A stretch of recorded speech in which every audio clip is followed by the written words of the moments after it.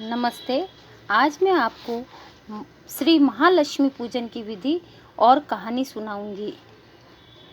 यह पूजन भाद्रपद की शुक्ल अष्टमी से प्रारंभ होकर अश्विन की कृष्णा अष्टमी तक चलती है। स्त्रियां कच्चे सूत के गोले बनवाती है। इसमें 16 धागे होते हैं, जिसमें 16 गांठें होती है।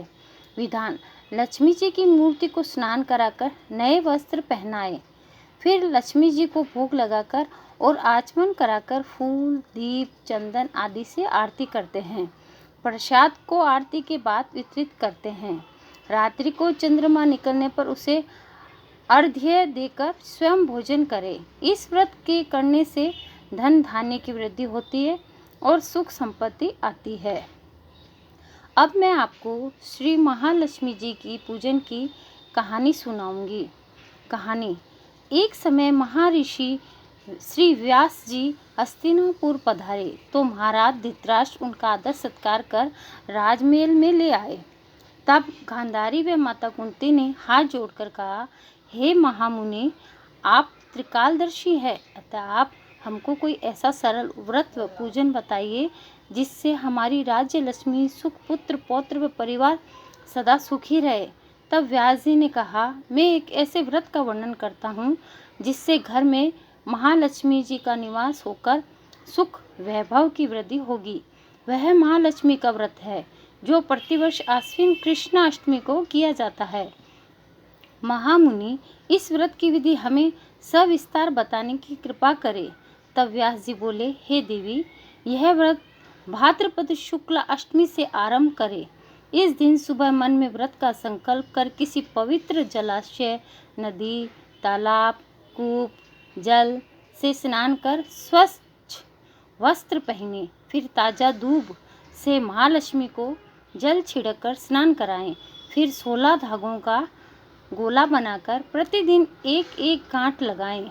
इसी प्रकार 16 दिन तक 16 गांठ का गोला तैयार कर आश्विन कृष्णा अष्टमी को व्रत करें। मंडप बना, उसके नीचे मिट्टी के हाथी पर श्री महालक्ष्मी प्रतिमा स्थापित करके पुष्प मालाओं से लक्ष्मी जी व हाथी का पूजन कर अनेकों प्रकार के पकवान नैवेद्य समर्पित करें। इस प्रकार श्रद्धा भक्ति सहित महालक्ष्मी जी का व्रत एवं पूजन करने से आप लोगों को राज्य लक्ष्मी सदा स्थिर बनी रहेगी। इस प्रकार व्रत का विधान बताकर व्यास जी अपने आश्रम को आ गए।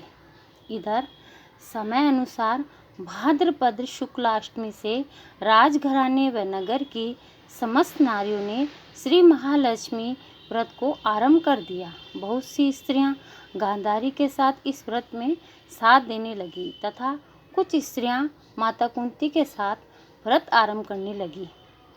इस तरह गांधारी व कुंती में कुछ द्वेष चलने लगा। ऐसा होते होते जब व्रत का 16वां दिन आश्विन कृष्ण अष्टमी का आया तो उस दिन प्रातः काल से ही नगर की स्त्रियों ने उत्सव मनाना शुरू कर दिया और सभी नर नारी राजमहल में गांधारी के यहाँ आकर तरह तरह के महालक्ष्मी के मंडप और मिट्टी के हाथी बनाने लगे। गांधारी ने नगर की सभी प्रतिष्ठित स्त्रियों को बुलाने के लिए सेवक भेजा, परंतु माता कुंती को नहीं बुलाया गया। राजमहल में वाद्यों की ध्वनि गूंजने लगी। सारे हस्तिनापुर में खुशी मनाई जा रही थी। इधर माता कुंती ने अपना अपमान समझा, बड़ा रंज मनाया और व्रत की तैयारी नहीं की। इतने में महाराज युधिष्ठिर, अर्जुन, भीम, नकुल, सहदेव, पांचों पांडव उपस्थित हुए। अपनी माता को उदास देखा तो अर्जुन बोला, हे माता, आप इतनी दुखी क्यों हो?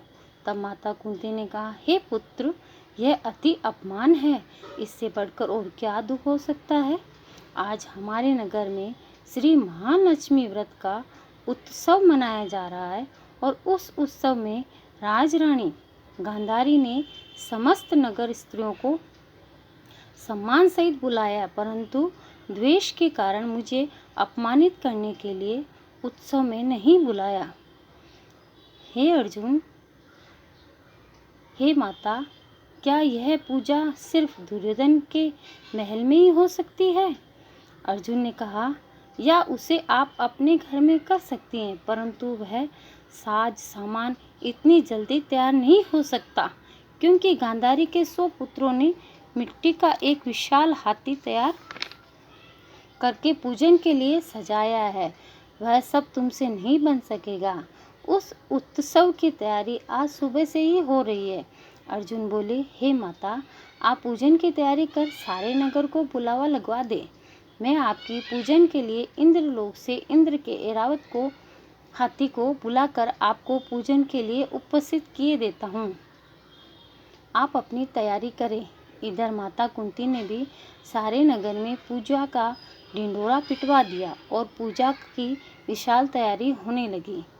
तब अर्जुन ने इंद्रदेव को ऐरावत भेजने के लिए पत्र लिखा और एक दिव्य बाण से बांधकर उसे धनुष पर रख देवलोक की सभा में भेज दिया। इंद्रदेव ने बाण से पत्र खोलकर पढ़ा तो सारथी को तुरंत आज्ञा दी कि ऐरावत को पूर्ण रूप से सजाकर तुरंत बाण के साथ हस्तिनापुर में उतार दो। तब महावत ने तरह तरह के साज सामान से ऐरावत को सजवाया और बाण मार्ग से हस्तिनापुर को चला। इधर सारे नगर में शोर मच गया कि कुंती के घर इंद्र का ऐरावत हाथी स्वर्ग से पृथ्वी पर उतरकर पूजा जाएगा। इस समाचार को सुन नगर के सभी नर नारी बालक वृद्धों की भीड़ एकत्र होने लगी। गांधारी के महल में भी हलचल मच गई। नगर की स्त्रियां पूजन थाली लेकर माता कुंती के भवन की ओर दौड़कर आने लगी। देखते ही देखते सारा भवन पूजन करने वाली नारियों से भर गया। माता कुंती ने ऐरावत को खड़ा करने हेतु अनेक रंगों के चौक पुरवाकर नवीन रेशमी वस्त्र बिछवा दिया। हस्तिनापुर वासी स्वागत की तैयारी में फूल माला अबीर केसर हाथों में लिए पंक्तिबद्ध खड़े थे। इधर इंद्रदेव की आज्ञा पाकर ऐरावत स्वर्ग से पृथ्वी पर उतरने लगा। ऐरावत के दर्शन होते ही सारे नर नारियों ने जय जयकार करना आरंभ कर दिया। सायंकाल के समय ऐरावत माता कुंती के भवन के चौक में उतर आया। तब सब नर नारियों ने पुष्प माला अबीर केसर आदि चढ़ाकर उसका स्वागत किया। पुरोहित ऐरावत पर महालक्ष्मी जी की मूर्ति स्थापित करके वेद मंत्रों द्वारा पूजन किया गया।